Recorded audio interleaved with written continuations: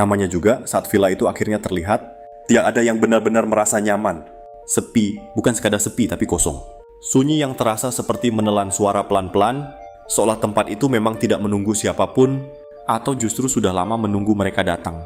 Kabut tipis menggantung di sekitar bangunan tua itu.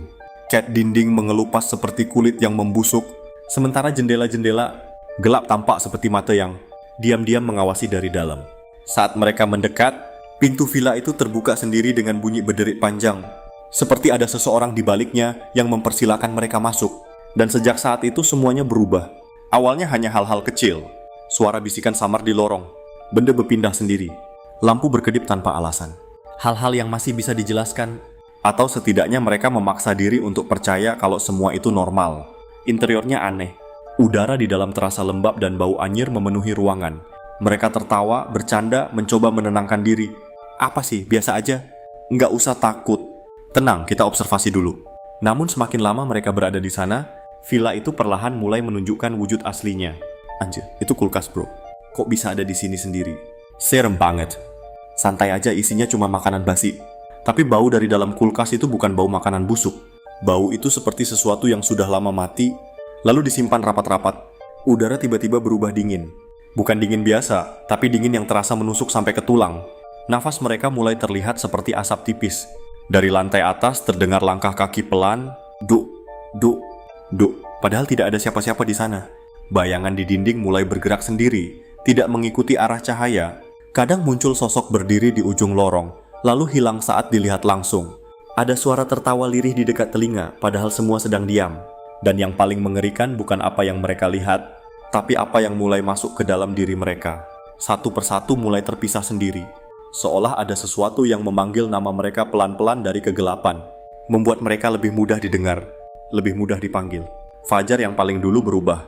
Tatapannya kosong, kulitnya pucat, gerakannya kaku seperti boneka rusak. Kadang dia berdiri menghadap tembok berjam-jam tanpa bicara. Dan ketika akhirnya dia menoleh, itu bukan lagi wajah Fajar yang mereka kenal. Saat dia bicara, suaranya terdengar bertumpuk, seperti banyak orang berbicara bersamaan dari dalam tenggorokannya. Kenapa kalian baru datang? Kami sudah menunggu. Lampu tiba-tiba padam. Dan dalam gelap itu, terdengar suara langkah kaki berlari cepat mengelilingi mereka.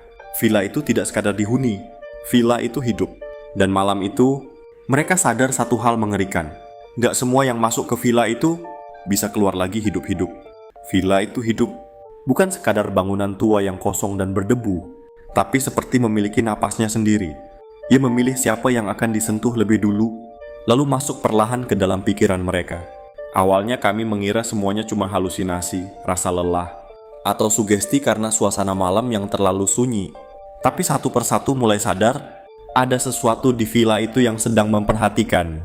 Dan saat mereka akhirnya sadar, semuanya sudah terlambat. Ketika mereka mencoba melawan, sesuatu di dalam villa itu mulai melawan balik. Bukan dengan teriakan, bukan juga dengan kekerasan. Ia bermain di kepala, mengacaukan pikiran, memecah fokus, membuat suara teman sendiri terdengar asing. Tatapan mulai kosong, ucapan mulai tidak masuk akal, dan rasa takut perlahan berubah jadi kepanikan yang sulit dijelaskan. Kayak ada yang ngikutin gua. Bisikan itu terdengar lirih di tengah lorong gelap, namun tidak ada siapa-siapa. Hanya bayangan hitam di ujung ruangan, berdiri diam, seolah menunggu. Mereka mulai saling curiga. Siapa yang masih sadar? Siapa yang masih manusia? Dan siapa yang sebenarnya sudah dibawa oleh villa itu sejak awal? Oke guys, kita lagi di villa, tapi ini udah nggak lucu. Suara itu gemetar, karena dari lantai atas mulai terdengar langkah kaki berat. Padahal tidak ada seorang pun di sana. Lampu berkedip, pintu terbuka sendiri. Udara berubah dingin seperti kuburan yang baru digali. Dan setiap sudut villa terasa hidup, seakan dindingnya mendengar semua ketakutan mereka. Malam itu tidak ada yang mati, namun ada sesuatu yang tertinggal di sana. Sesuatu yang diam-diam ikut pulang bersama mereka. Kalian gak boleh keluar. Suara itu muncul lagi. Kali ini tepat di belakang telinga. Balik, jangan tinggalin gua. Tolong, kita harus pergi bareng. Lalu lampu padam total. Gelap. Tidak ada apapun selain suara napas panik yang saling bersahutan, dan satu kalimat terakhir yang terdengar jelas dari dalam kegelapan. Kalian datang, sekarang tinggal